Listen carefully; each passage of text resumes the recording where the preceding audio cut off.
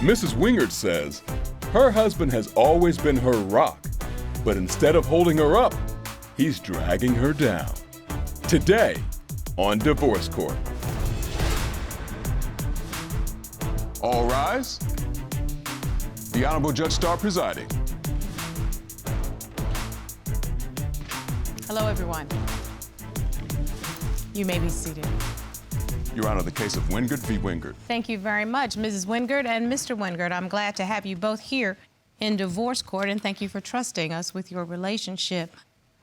Today's case, there's a bit of an age difference with the two of them, and that means the defendant and the plaintiff are not exactly on the same page in this very young marriage. I'm going to come to you, Mrs. Wengerd. You've been together for 5 years. You've been married for 2.5 years. Why are we in divorce court today, ma'am? Your Honor, I'm here today because Dekota has always been my rock since the first time we met. But I feel like that rock is crumbling. I feel like it's not as strong as what it used to be. I am at a crossroads because of financial situations, stability, cheating, lying, some verbal abuse that we've been through. I'm at a crossroads that I don't know if I want to sign these papers and file my divorce or if I want to fight and try to keep it. So this is a real crossroads for you in your mind on whether or not this marriage is on its last leg. Am I correct? Yes, Your Honor. Mr. Wengerd, you heard what your wife said. What do you say, sir? Your Honor, I'm here today because I want to try to save our marriage. But at the same time, I know that we both have our own issues and our own struggles that we need to work on within ourselves. Not just individually, but as a couple as well. So you, too, would like to find out if there's something left to salvage in this relationship with an acknowledgement that the two of you both have some growth that's necessary. Am I correct? Yes, Your Honor. Okay, why don't we go back a little bit. Ms. Wengerd, I'll address the elephant in the room. There is a 17-year age difference. How in the world did y'all meet? I was at a friend's house, did not realize he was a mutual friend. I went outside to roll a blunt and looked at him and said, hey, I hope you don't mind, but I'm going to sit here and roll a blunt and I'm going to smoke it. Dekota looked at me and said, well, why would I mind? I grow it. I said, all right. So I sat down, I rolled it. We went, we smoked, we talked for hours. Just like Chris Rock said, crackhead fine, crackhead all the time. I mean, there's always somebody for you, boy. Right. But, you know, we hit it off, and then I hadn't seen him for a few months. And then I went to church one day, got to church, did not expect to see Dekota there. He was there, and the whole time the service was going on, we're sitting in the back of the church and we're flirting with each other. So needless to say, that day we prayed, and by that night we were sleeping together. Okay. So from blunt to prayer to sex. Okay. This sounds like a bad reality show. Okay. So needless to say, y'all moved fairly quickly in terms of a relationship. We did. Mr. Wengerd, what attracted you to your now wife? The thing that attracted me the most about Mary is the fact that she is always outgoing. She's one of the kindest women that you can ever come across. And I think a part of me wishes I would have met her back in my childhood. I'm glad you didn't. That would be called grooming, sir. Did you think about the differences that you all would be facing? I thought about it short term, but long term, I didn't realize the effects would weigh me down as much as they have. Ms. Wengerd, I appreciate that candidness and maturity over the years because you have learned that things change. Yes, ma'am. Mrs. Wengerd, I understand how you all got together. There were similar things that you all liked and it attracted you to each other. Yes, Your Honor. But now you're starting to feel almost like you're being used, especially in a financial way. Why don't you explain to the court what you mean? Because he would refuse to work. Now, what does that mean? I saw that in my court papers. When we first got together, he didn't want to get a job. I had an income. It was about 6 months into our relationship. I told him, I said, you know, hey, you need to go get a job. I can't keep doing this all on my own. He, instead of going to look for a job, he would make plans, tell me he wasn't feeling good. He would make plans to go out with his brother or his family or whatnot and do whatever. He did work for 2 months, and that was it. But you all have been together for 5 years. Mm-hmm. Okay, I'm gonna turn to you, Mr. Wengerd. Why did you refuse to get a job? Everybody gotta work. At the time, I realized that, yes, I did need a job, but at the same time, I was more worried about Mary's mental health. I knew that she was deteriorating. She loved me, but she loved me to the point where she would not take care of herself. I had to force her to take her meds, to go get checked out when she got hurt. I think it would have put a lot less stress on her if her boyfriend turned fiance turned husband went to work every day, okay, and brought home an income. There were side jobs Your that Honor, I may did I have. say something? Yes, ma'am. The 2 months he did work, I mean, he can't lie. The 2 months he did work, I would get up in the morning, I'd make sure he had his breakfast or lunch, you know, whichever he wanted before he went to work, his coffee. I'd make sure that when he got home, his dinner was ready, waiting on the table for him. I'd have his shower clothes out for him. He didn't have to want for nothing. So it sounds like your mental health was okay during them 2 months when he was working. Yes, because it gave us our space apart where we weren't up each other's butt constantly. Okay, so Mr. Wengerd, I turn back to you. Every adult person has to be able to take care of themselves, either in sweat equity, because their family now has enough income to sustain itself. But if your family doesn't have enough income on just one person bringing in income, that means everybody's supposed to work. So, sir, why wouldn't you be working? No, I was selfish at the time. That's fair. I can't even deny it. That's fair. And if you had a comfortable place to be and somebody that would provide you with your basic needs, you didn't feel the need to do anything more. Is that fair? No, at the time, I did have under-the-table jobs. Okay. But they weren't making enough to suffice our needs. So that meant that it would require you to man up for all practical purposes and start to help out. We lost everything in a fire. I felt like it was always me trying to figure something out. But I can take $60 right now and turn it into 600 grand if I wanted to. How? Because I would like to know it, and if somebody can get me a notebook so I can take notes. You can do that, and you standing in here looking like Boo Boo the Fool can't even get a job. Okay, Don't you go there with me.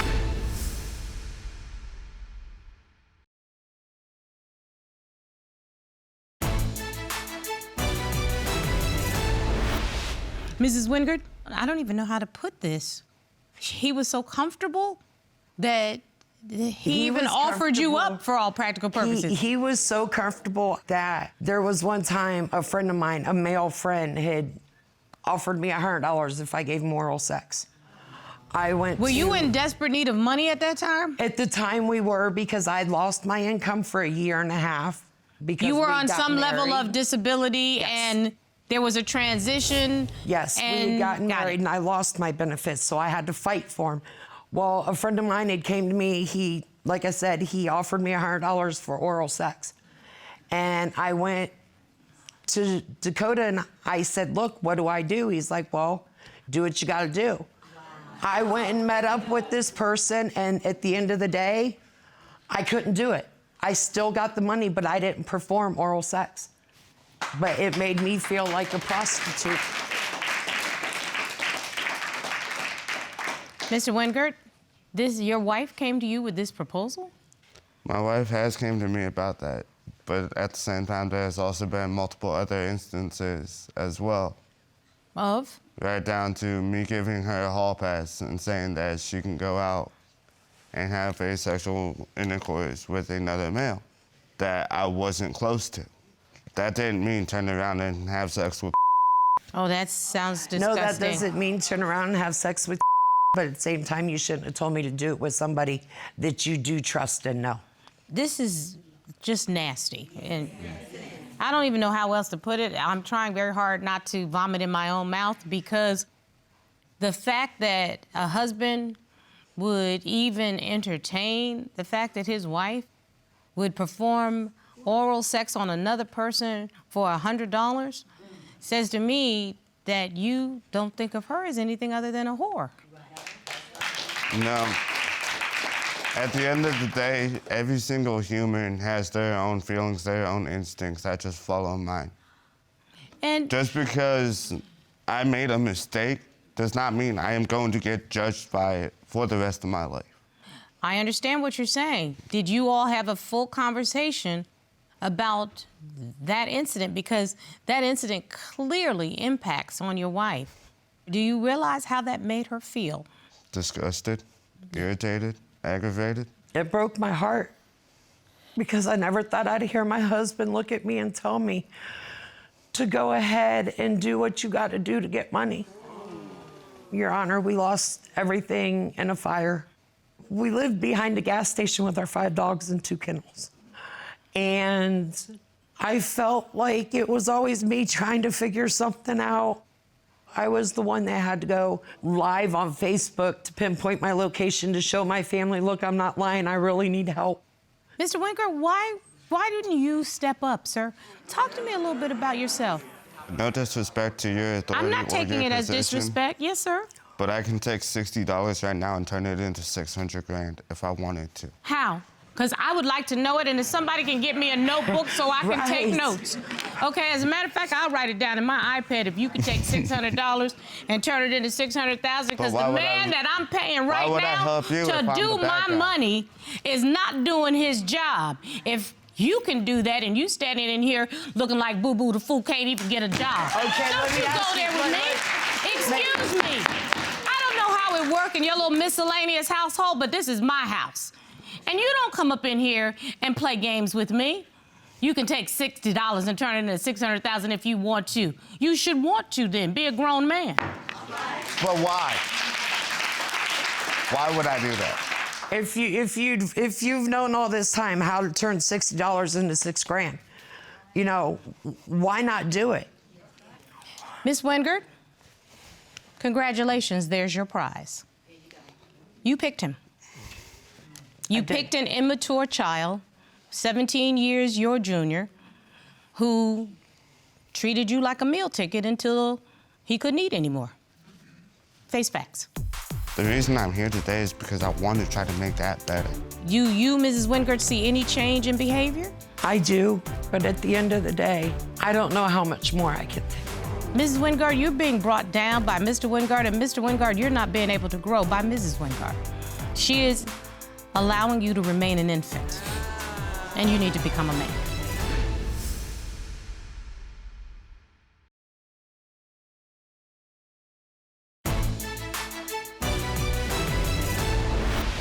Now, you said that there were some final straws for you.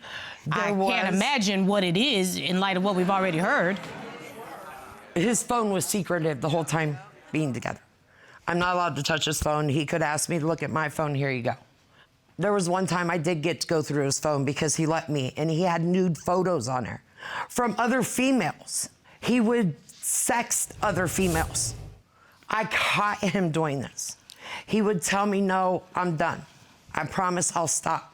But what got me the most was when I felt like the rock I had is now throwing stones at me.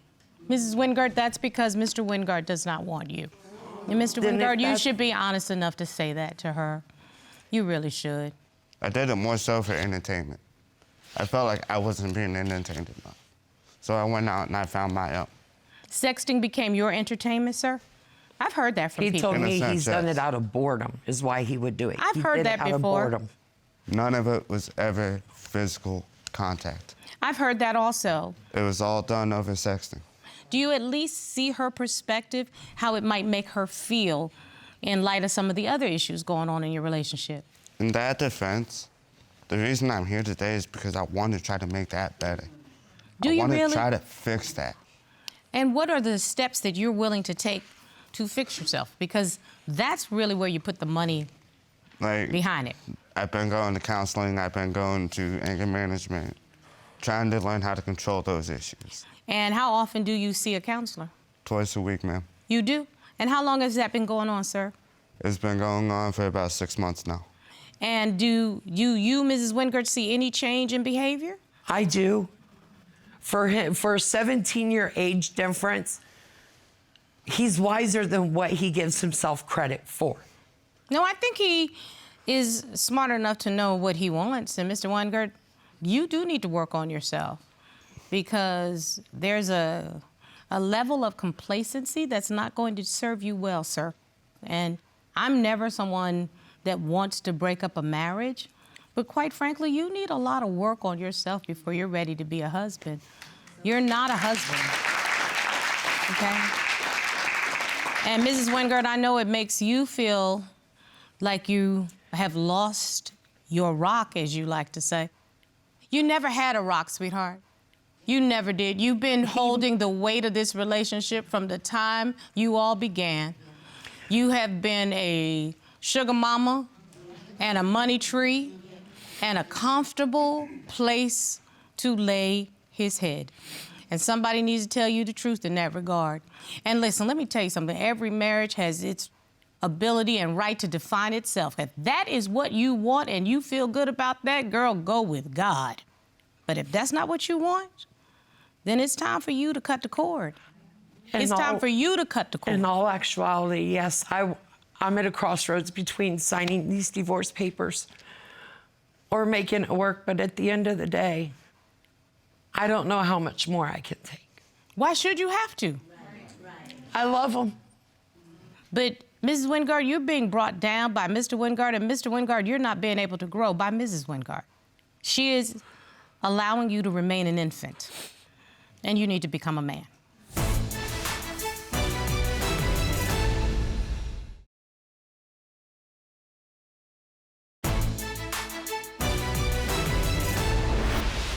Mrs. Wengerd, you brought divorce papers to court. Something tells me you are not ready to sign them because you don't even know what you want. I don't want to sign them. I know you don't, but you don't need to stay in a marriage that hurts you. But if it comes to it, just so he can grow. Stop taking responsibility for him. Even in filing for divorce, you're taking responsibility for him. I babied him a lot. I babied him a lot. Stop it. If it's you're talking about if it comes down to it and for him to grow outside the papers. Girl, do you know how crazy that sounds? How about I'm worth more than what I'm getting, damn it? How about that? How about that? Can you even say those words? I can't say those words because of my past, because of things I've been through. Girl, if you don't stop living in the past, you are destined to die in the past. Okay? Stop it. Stop it. There's a date that you're born and a date that you die. The only thing in between is the dash. You are wasting your dash. You are wasting your dash. Okay? So whatever you're dealing with, you need to deal with it. I think him and I would get along better as friends than what we would in a marriage. Knowing everything that's came this far, I think if we could just remain best friends, you know. Y'all ain't friends. Friends don't treat each other like this. I think the two of you are very damaged people. And I, in this small time we will spend together, cannot repair that damage.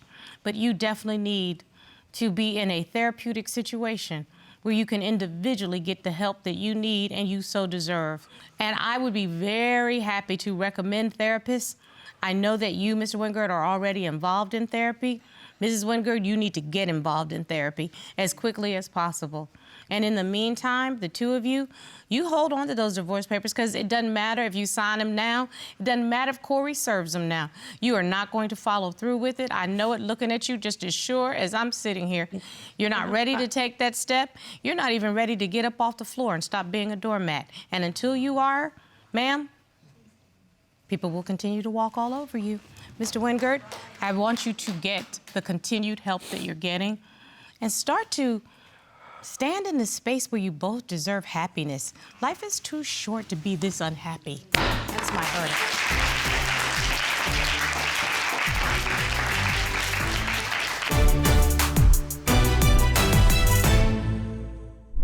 Made in Georgia.